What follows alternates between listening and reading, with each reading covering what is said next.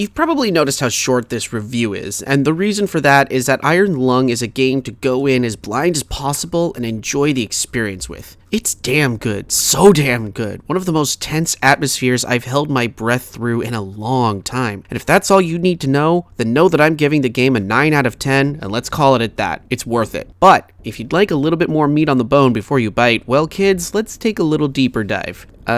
No pun intended. When I was 9, I had a book on tape about sharks, which basically put the reader on a submarine underwater searching for and learning about sharks. It was so cool. It had all the sound effects, the dramatic music, the effective narrator. Well, I loved it. But I always got scared shitless whenever the tape came around to the bit where we found the great white shark. The narrator would speak in hushed tones, urging the listener to be quiet. And still, the music got low and ominous, and the only sounds that didn't change were the constant pings of the sonar and the hull creaking from the depth pressure outside. That goddamn book on tape scarred me for life and put me off being underwater in general and submarines in particular. So imagine how I felt when I saw the word about Iron Lung and what it would entail. Creator David Szymanski, he of Dusk, Gloomwood, and also a number of other short horror games, has returned with a new solo-developed title that is designed to be played in the space of about an hour or so, under the premise that you'll have enough time to get through the game in a single sitting. But it also has a save system which both provides some relief from the experience and also adds to the tension of it all at the same time.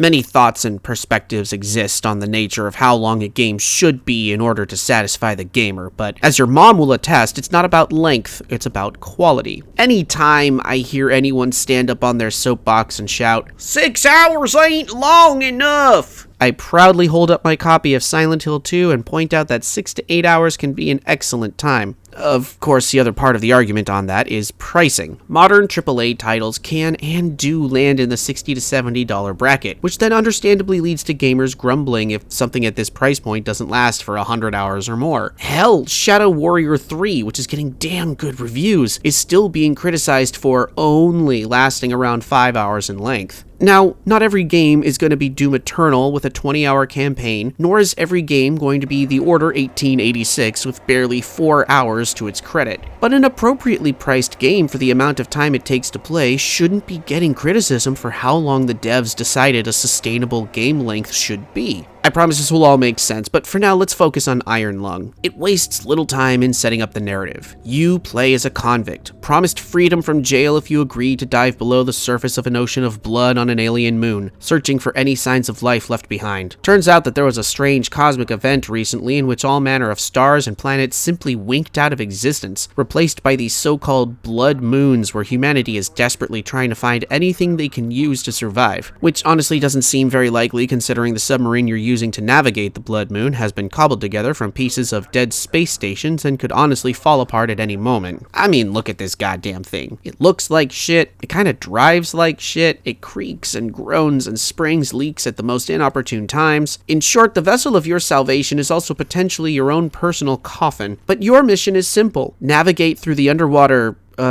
under blood trenches of the moon and take photographs at pre-selected locations on a map in your possession, which align along X and Y coordinates, along with the angle of degree you need to turn your sub to properly capture whatever might be down there. Get the right angle of the photograph and it turns into a green check mark on your map and you're good to go. What's interesting about the control method is that you're never in direct control of the sub. Say like in Subnautica, you're actually in control of the player character, moving about the cramped space of the sub with WASD. You look at the sub controls and click on buttons which either turn the sub, move forward, or move backward. And when you need, or even just want, to take a picture of the outside, you turn and run to the back of the sub, hit a button, and out pops a grainy black and white still frame of whatever is directly in front of you. Because the pressure of being under blood is so much that you can't even open the porthole, so you're literally swimming blind throughout the whole of the game, which honestly, going into this game, I wasn't 100% sure how all of these mechanics would feel or even work. But let me tell you, over the course of the hour or so that this game lasts, I was absolutely laser focused on clicking the buttons that turned and propelled my sub, and it felt like one of the most tense goddamn experiences I have had in some fucking time. Watching the footage of this, it's really difficult to tell exactly how tense it is. In fact, look at this.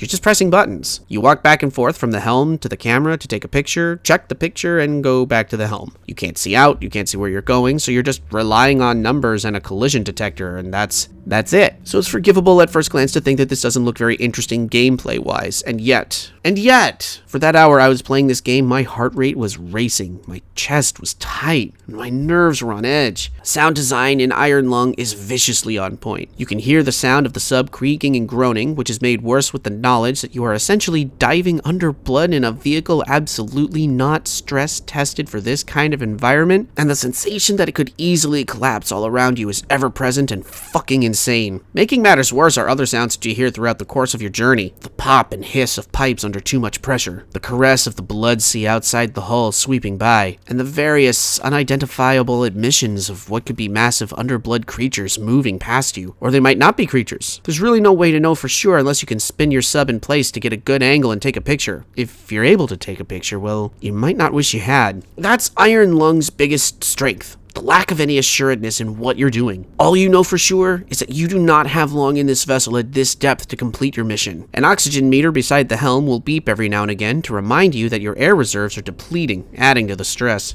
As you approach every point of interest on the map, a note in the right-hand corner will let you know that the game's generous autosave function has recorded your progress, meaning that if something bad happens, you'll be able to return right back to this point where you left off and you can try again. And oh shit, biscuits, kids. Bad things can happen. To give you one idea, I had a moment where I was plowing ahead full speed, aware that I was going to be coming close to a trench wall sometime soon according to my map. But I was so focused on getting the job done fast due to my low level of oxygen, I didn't hit reverse fast enough when my collision detector started screaming at me, and I crashed into a seawall. Screen went black, I leapt out of my seat, and found myself back at the main menu. Fortunately, as I mentioned already, clicking continue put me right back at the closest position to said crash, and I was on my way once more. Adding to the fragility of the goings-on are the PS1 era graphics, which perfectly capture the somewhat broken, rusty, aged look of the interior of the submarine. It's subtle work, but effective work, which makes the internal environment seem almost as hostile as the external sounds. At this point, anything else I say can, and no doubt will, ruin the experience this game has to offer, and ruining that would absolutely crush me. There are moments in this game designed to make your skin crawl and tingle your spine, as well as make you jump out of your seat. And on a second playthrough, one in which I attempted to break the game by zooming directly to a particular point, I not only discovered areas to take photographs that revealed some rather interesting aspects of the underblood landscape, but I failed to break the game's tension, fear, and atmosphere because things happened that didn't happen to me before and I wasn't expecting it, so I just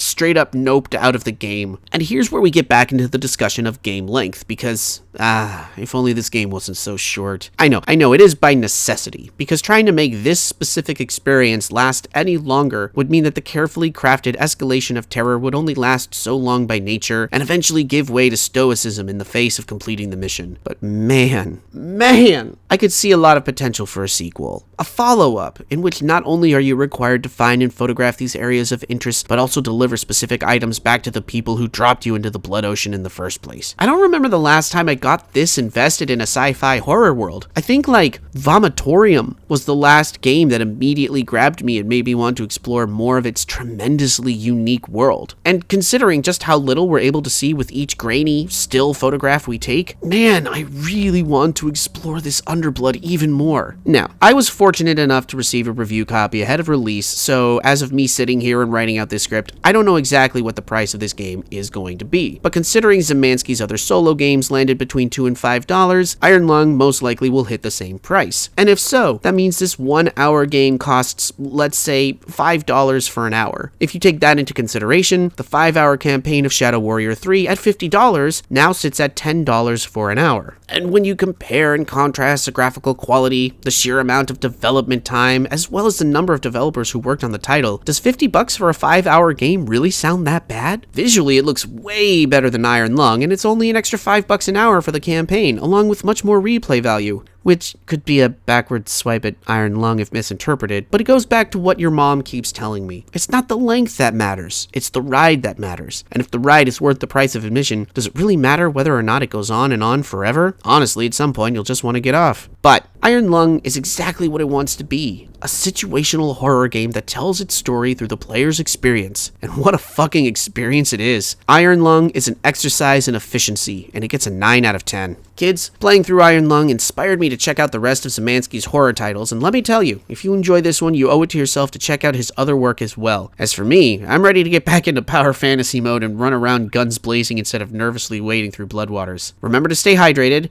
That line doesn't really work with this review. Just drink water or something, kids, and go hug your mom. But wait until I'm done, because right now I could use a hug. Honey? Honey? Honey, I need a hug. I'm still fat. Honey? Honey,